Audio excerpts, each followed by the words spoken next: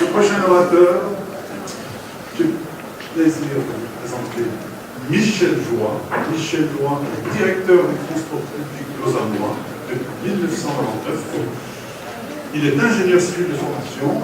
Il a notamment travaillé à New York dans le domaine des ponts et a fait ses armes dans les transports publics CFF. Alors, Michel Joie, une passion. Eh ben, j'ai tout mon préparé. Ah oui, je vais changer. Donc, j'aime beaucoup le lac et j'ai besoin de faire du sport pour me dépenser. Et chaque semaine, je prévois 1 à 2 slots pour aller ramener sur le lac. Ah oui. Vous avez 8 minutes. Merci. Bonsoir à tous. Je suis très content d'être ici. J'ai envie de vous raconter une histoire.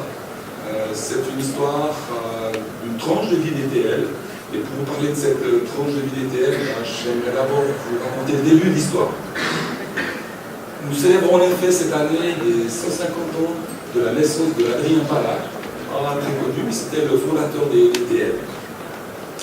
Il est revenu en 1893 de l'exposition universelle de Chicago, convaincu qu'il fallait un tram électrique pour Lausanne.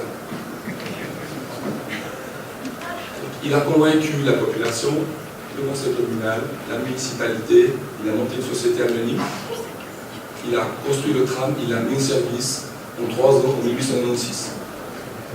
Et il avait 33 ans. Alors,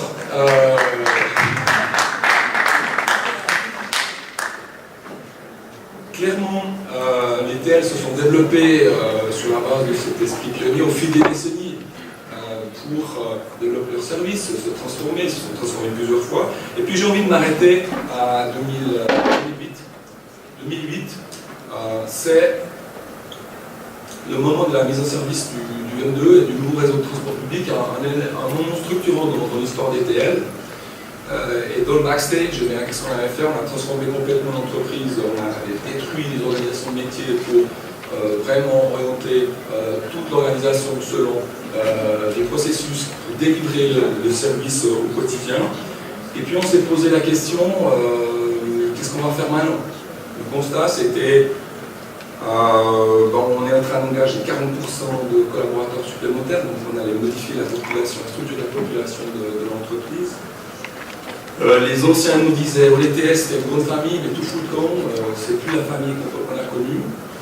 Et puis une enquête de satisfaction qui nous montrait tout de même que malgré les grands projets, l'engagement, la motivation de nos personnels était perfectible.